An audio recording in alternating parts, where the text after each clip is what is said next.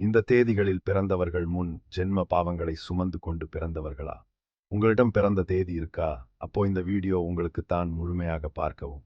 மறக்காம நமது சேனலை சப்ஸ்கிரைப் பண்ணுங்க. நீங்க சப்ஸ்கிரைப் பண்ற மூலம் எங்களுக்கு ஒரு மோட்டிவேட் இருக்கும். கூடவே பெல் பட்டனை பிரஸ் பண்ணுங்க. இந்த வீடியோ பிடித்திருந்தால் லைக் பண்ணுங்க, ஷேர் பண்ணுங்க. எண் கணிதத்தின்படி சில தேதிகளில் பிறந்தவர்கள் முன் ஜென்ம பாவங்களை சுமந்து கொண்டு பிறப்பதாக கூறப்படுகிறது. அது குறித்து இந்த பதிவில் விரிவாக பார்க்கலாம். ஜோதிடத்தில் எண் கணிதம் ஒரு முக்கிய அங்கமாகும். ஒருவரின் பிறந்த தேதியை வைத்தே அவரது குணாதிசயங்கள், வாழ்க்கை முறைகள், எதிர்கால வாழ்க்கை ஆகியவற்றை கணிக்க முடியும்.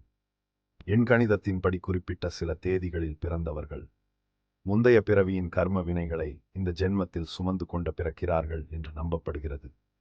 எந்த மாதத்தில் பிறந்திருந்தாலும் உங்களுடைய பிறந்த தேதி கீழே உள்ள எண்களை கொண்டிருந்தால் நீங்கள் கர்ம வினையின் தாக்கத்தை அதிகம் கொண்டிருக்கிறீர்கள் என்று அர்த்தம்.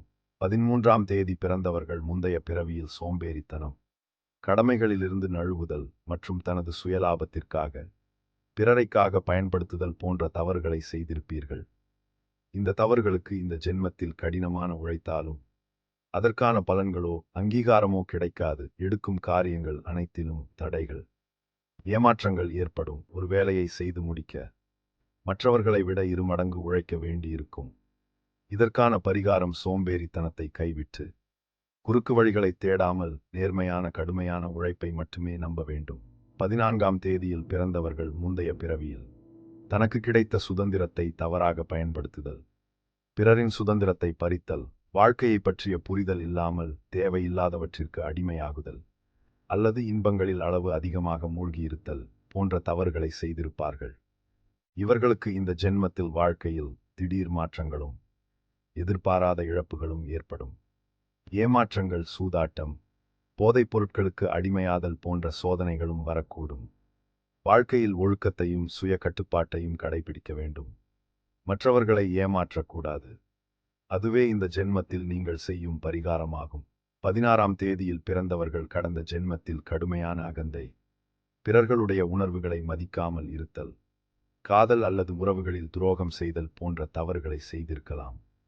அவர்களுக்கு இந்த ஜென்மத்தில் அன்பு, நட்பு அல்லது திருமண வாழ்க்கையில் பெரும் சவால்கள் காத்திருக்கும்.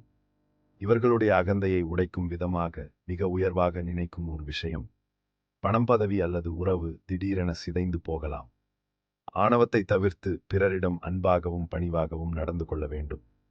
ஆன்மீகத்தில் ஈடுபாடு கொள்வது கர்ம வினைகளை குறைக்க உதவும். 19ஆம் தேதியில் பிறந்தவர்கள் முற்பிறவியில் அதிகாரத்தை தவறாக பயன்படுத்துதல், தன் சுய லாபத்திற்காக பிறரை அடக்கி ஆளுதல் மற்றும் சுயநலம் அதிகம் கொண்டிருந்திருப்பார்கள். இவர்கள் வாழ்க்கையில் பல கட்டங்களில் முற்றிலும் தனித்து விடப்பட்டதாக உணர்வார்கள். இவர்களுக்கு பிறரிடம் உதவி கேட்க தயக்கமாக இருக்கும். அப்படியே கேட்டாலும் உதவி கிடைக்காது. தங்களின் பிரச்சனைகளை தாங்களே தனியாக போராடி தீர்க்க வேண்டியிருக்கலாம். இதற்கான பரிகாரம் சுயநலத்தை கைவிட வேண்டும். பிறருக்கு கைமாறு கருதாமல் உதவி செய்ய வேண்டும். மற்றவர்களின் கருத்துக்களுக்கு மதிப்பளிக்க வேண்டும். முக்கிய குறிப்பு: எண் கணிதத்தில் கர்ம வினை எண்கள் என்பது உங்களை பயமுறுத்துவதற்கு அல்ல, மாறாக உங்களின் பலவீனம் என்பதை சுட்டிக்காட்டி அதை சரி செய்து திருத்துவதற்கான வழிகாட்டி மட்டுமே. இந்த தேதிகளில் பிறந்தவர்கள் தங்கள் தவறுகளை திருத்திக் கொண்டு பிறருக்கு உதவியாக வாழும் பொழுது கர்ம வினைகளின் தாக்கம் படிப்படியாக குறைந்து நற்பலன்கள் தேடி வரும்.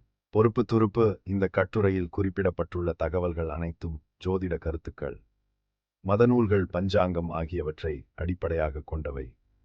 தகவல்களை வழங்குவது மட்டுமே எங்கள் நோக்கம். இதன் துல்லியம், நம்பகத்தன்மை மற்றும் விளைவுகளுக்கு நமது சேனல் எந்த வகையிலும் பொறுப்பேற்காது.